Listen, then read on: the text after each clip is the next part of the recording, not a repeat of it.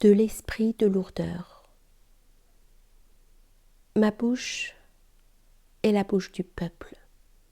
Je parle trop grossièrement et trop cordialement pour les élégants, mais ma parole semble plus étrange encore aux écrivassiers et aux plumitifs.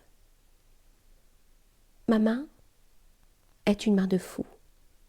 Malheur à toutes les tables, et à toutes les murailles, et à tout ce qui peut donner place à des ornements et à des gribouillages de fous. Mon pied est un sabot de cheval. Avec lui, je trotte et je galope par monts et par vaux, de ci, de là, et le plaisir me met le diable au corps pendant ma course rapide. Mon estomac est peut-être l'estomac d'un aigle, car il préfère à tout autre la chair de l'agneau, mais certainement c'est un estomac d'oiseau. Nourri de choses innocentes et frugales, prêt à voler et impatient de m'envoler, c'est ainsi que je me plais à être. Comment ne serais-je pas un peu comme un oiseau? Et c'est surtout parce que je suis l'ennemi de l'esprit de lourdeur que je suis comme un oiseau. Ennemi à mort en vérité, ennemi juré, ennemi né. Où donc mon inimitié ne s'est-elle pas déjà envolée et égarée? C'est là-dessus que je pourrais entonner un chant, et je veux l'entonner, quoique je sois seule dans une maison vide et qu'il faille que je chante à mes propres oreilles. Il y a bien aussi d'autres chanteurs qui n'ont le gosier souple, la main éloquente, l'œil expressif et le cœur éveillé que quand la maison est pleine. Je ne ressemble pas à cela. Celui qui apprendra à voler aux hommes de l'avenir aura déplacé toutes les bornes. Pour lui, les bornes même s'envoleront dans l'air. Il baptisera de nouveau la terre. Il l'appellera la légère. L'autruche court plus vite que le coursier le plus rapide, mais elle aussi fourre encore lourdement sa tête dans la lourde terre. Ainsi l'homme qui ne sait pas encore voler. La terre et la vie lui semblent lourdes, et c'est ce que veut l'esprit de lourdeur. Celui cependant qui veut devenir léger comme un oiseau doit s'aimer soi-même. C'est ainsi que j'enseigne, moi. Non pas s'aimer de l'amour des malades et des fiévreux, car chez ceux-là, l'amour-propre sent même mauvais. Il faut apprendre à s'aimer soi-même d'un amour sain et bien portant, afin d'apprendre à se supporter soi-même et de ne point vagabonder. C'est ainsi que j'enseigne. Un tel vagabondage s'est donné le nom d'amour du prochain. C'est par ce mot d'amour qu'on a le mieux menti et dissimulé, et ceux qui étaient à charge plus que tous les autres.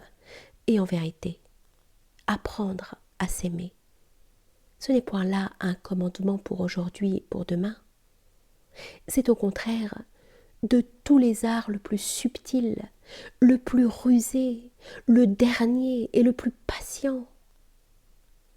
Car pour son possesseur, toute possession est bien cachée, et de tous les trésors, celui qui vous est propre est découvert le plus tard.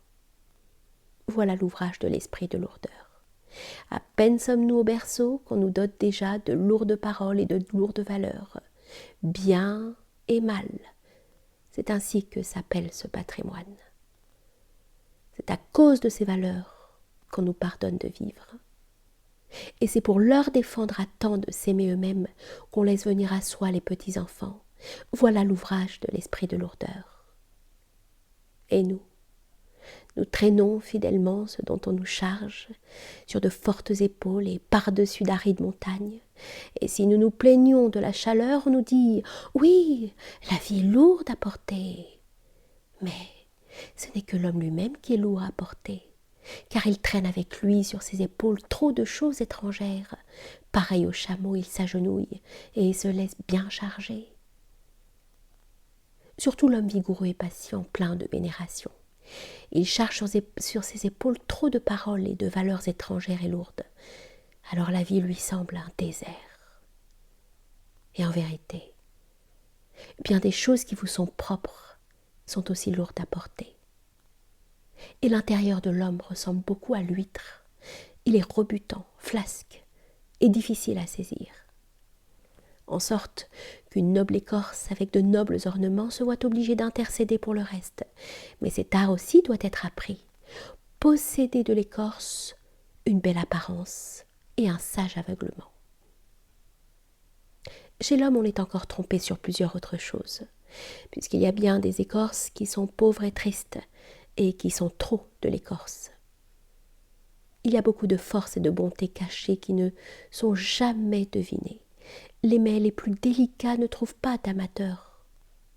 Les femmes savent cela, les plus délicates, un peu plus grasses, un peu plus maigres. Ah, comme il y a beaucoup de destinées dans si peu de choses. L'homme est difficile à découvrir, et le plus difficile encore pour lui-même. Souvent, l'esprit ment au sujet de l'âme. Voilà l'ouvrage de l'esprit de lourdeur. Mais celui-là s'est découvert lui-même qui dit « Ceci est mon bien et mon mal ». Par ses paroles, il a fait taire la taupe et le nain qui disent « Bien pour tous, mal pour tous ». En vérité, je n'aime pas non plus ceux pour qui toutes choses sont bonnes et qui appellent ce monde le meilleur des mondes. Je les appelle des satisfaits. Le contentement qui goûte de tout, ce n'est pas là le meilleur goût. J'honore la langue du gourmet, le palais délicat et difficile qui a appris à dire « moi » et « oui » et « non ». Mais tout mâcher, tout digérer, c'est faire comme les cochons. Dire toujours « i, a », c'est ce qu'apprennent seuls les ânes et ceux qui sont de son espèce. C'est le jaune profond et le rouge intense que mon goût désire. Il mêle du sang à toutes les couleurs. Mais celui qui crépit sa maison de blanc révèle par là qu'il a une âme crépie de blanc. Les uns amoureux des momies, les autres des fantômes, et nous également ennemis de la chair et du sang, comme ils sont tous en contradiction avec mon goût, car j'aime le sang. Et je ne veux pas demeurer où chacun crache. Ceci est maintenant mon goût. Je préférerais de beaucoup vivre parmi les voleurs et les parjures. Personne n'adore dans la bouche. Mais les lécheurs de crachats me répugnent plus encore.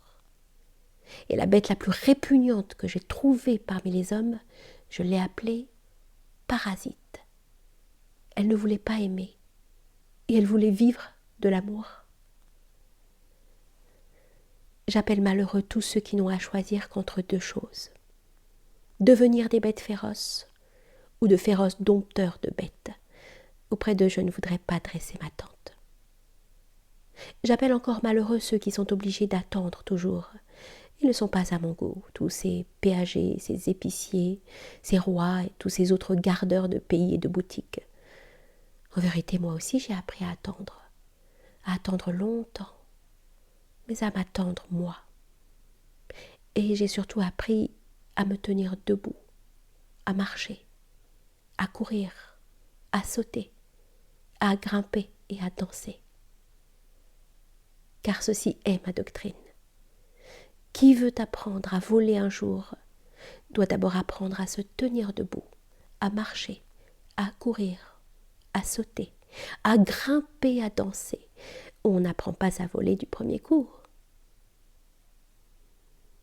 Avec des échelles de corde, j'ai appris à escalader plus d'une fenêtre. Avec des jambes agiles, j'ai grimpé sur de hauts mâts. Être assis sur des hauts mâts de la connaissance, quelle félicité! Flamber sur de hauts mâts comme de petites flammes.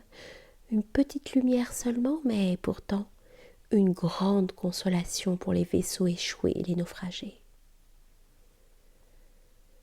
Je suis arrivée à ma vérité par bien des chemins et de bien des manières.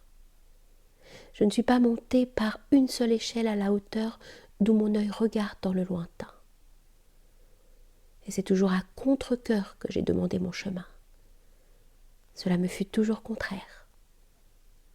J'ai toujours préféré interroger et essayer les chemins eux-mêmes. Essayer et interroger. Ce fut là toute ma façon de marcher. Et en vérité, il faut aussi apprendre à répondre à de pareilles questions, car ceci est de mon goût. Ce n'est ni un bon ni un mauvais goût, mais c'est mon goût dont je n'ai ni à être honteux ni à me cacher. Cela est maintenant mon chemin.